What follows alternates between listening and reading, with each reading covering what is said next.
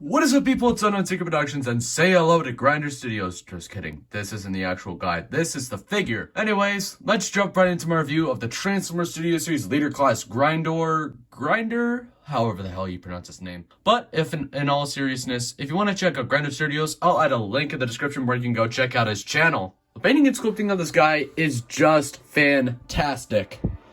All of the intricate detail, the bland as hell color scheme pretty much captures the essential details of this guy's CGI model from Transformers Revenge of the Fallen, which I did watch, did not fall asleep watching. Yes, I do know that the script for that movie was written in 3 weeks, but I overall did enjoy the movie. And just a quick little topic of discussion.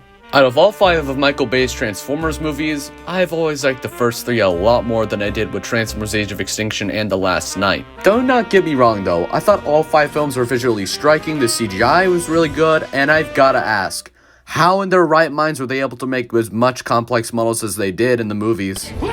And to be honest, I've always leaned more towards the 2007 movie, Revenge of the Fallen, and Dark of the Moon. I've always preferred those designs over the more humanoid and robot knights in the last 2 films, and my personal favorite out of those 3 has got to be Transformers 2007. What, you guys really thought I liked Revenge of the Fallen more? But to be honest, I loved Revenge of the Fallen. I know most of you guys probably did not and despise me for saying what I said, but we all have our own opinions. And in my honest opinion, my 3 favorite Bayverse Transformers movies are the first 3 movies in chronological order. But let's continue no further to distract ourselves and get back to the actual review. So for pretty much being a retool of Studio Series Blackout, which I do not own by the way, for simply just being a reissue of that figure, I think this guy has turned out pretty well. And as you'll be able to tell, there's been some added paint applications such as this yellow rim around the window, this gray stripe on the front of the chest, these bronze paint ups on whatever this part of the helicopter is,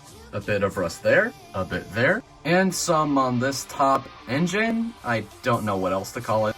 And on the original figure, this needle thing was completely unpainted, but on mine at least, it really likes to flake paint really easily. And while I'm on the topic of paint, the rust paint ups are not entirely the best. I mean, it's pretty much just a dull, dark orange, and I think a bit of silver and brown could have benefited with the look of the rust paint apps. But as it is now, it doesn't look bad at all. And I've got to talk about that head sculpt. This is pretty much a spitting image of that movie CGI model that eventually gets ripped in half by Optimus Prime. Kind of a throwaway character if I'm being completely honest. Kind of wish he got more screen time than he did. And I've got to say, I've always loved the more insectoid looks for the faces of all the Decepticons in the movies, such as this guy, Barricade, Bone Crusher, and Brawl. Now, if I saw this guy in real life, I would be terrified for my life. But I mean, it could be worse. Now I have to mention one flaw I have out of the box. There is literally a pin missing. At least it's not crucial to the transformation, but it's just kind of annoying when I go in and pose the thing. Now, one big difference between this guy and Blackout is that this guy has fully articulated hands, unlike Blackout where it's just the hinge joint here and the one at the thumb, which I will get into more detail after I talk about the accessories. Now, as far as accessories go, technically this thing was packaged separately, but it's not so much a weapon as it is just a piece of parts forming, and it spins. Just plug it onto the forearm, and that doesn't look bad at all. Now on to the main reason why I had to delay this review. One of these propeller blades snapped off. Twice! So just whatever you do, be cautious of like when you have this thing attached to his arm, or in the helicopter mode, because if it bumps into something, one of these propeller blades can potentially snap clean off on you. And before I forget, I actually found another use for the Studio Series Helicopter Dropkicks miniguns. Since this is a 5mm port, you can actually plug it into there and give the miniguns he had in the movie. I mean, the only other accessory that this guy does come with is tiny little Ravage.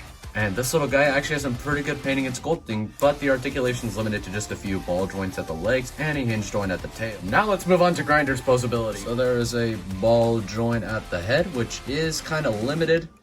He can look up, but not down. Of course, some side to side, and just a little bit of head pivot. The arm can move up that far, and move back that far before some things get in the way. You can call this a forward movement if you're dumb. Arm moves out that far. Bicep swivel. Pretty good bend at the elbow. Wrist swivel. Previously mentioned hinge joint at the wrist. Hinge joint at the top 2 fingers. And the previously mentioned hinge joint at the thumb. No waist swivel just due to the transformation. Although this needle thing is on a hinge joint, which isn't necessary for the transformation, I don't necessarily get why it's there, but if you wanted to, you could fold it down. But I honestly prefer keeping it out. Front skirt moves up a little bit. Rotation at the leg, which is kind of limited. The leg can't really move back all that far. Splits. I hate doing that. Swivel here, bend at the knee, and another bend at the knee. He's got some chicken legs. The feet can move up and down, and a great ankle pivot. Posibility on this figure is great. Well, yes, there are some loose joint tolerances, and some parts are just a cluttered mess, but overall, the posibility is pretty good. Now, let's dive into the transformation. Just to be clear, the instructions can be a bit confusing at first, and some of the tolerances on my copy anyways are not the best, but once you do the transformation a couple times, it should be pretty much a breeze. And the helicopter mode looks fantastic. Now correct me if I'm wrong, but I believe this is a Sikorsky MH-50B paved low-lift helicopter. Once again, correct me if I'm wrong. I'm not knowledgeable enough of these vehicles to know this kind of stuff. And as you can tell, this helicopter looks pretty accurate to the film. Pretty much down to all of the decals, and there's a Decepticon logo up there, and to all the panels and rivets throughout the whole sculpt. And these propeller blades, unlike Blackout, can actually spin very freely. And the tail propeller is the same as before. Now, if you flip the helicopter over, yeah, but I will admit, I think this guy cleans up pretty neatly in the finished helicopter mode. And I'm telling you guys, my whole setup here doesn't properly show off how big this guy is, because holy crap, this guy is a freaking behemoth. Now, as I stated just a second ago, this guy in both modes is a freaking giant, but not as much as NPM Megatron, which I do not plan on reviewing. I'm also going to do things differently on this because god dang it, I need more space on my phone!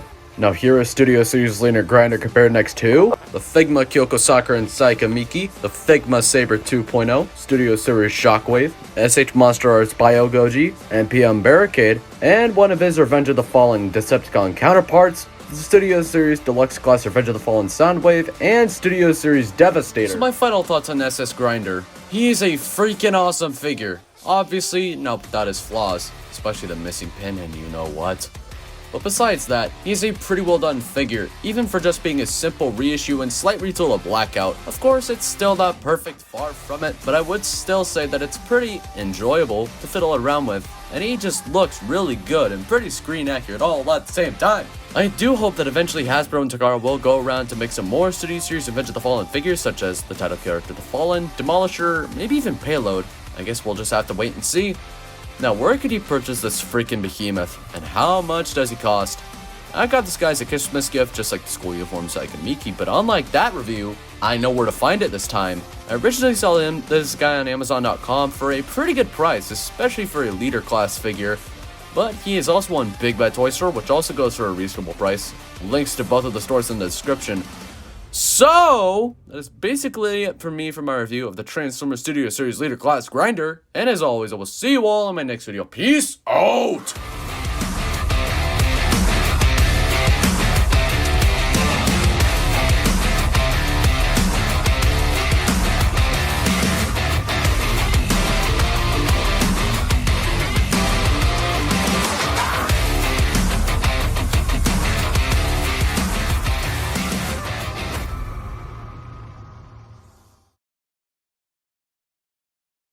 Finally, this video's out! But, next time... It's Monkey time!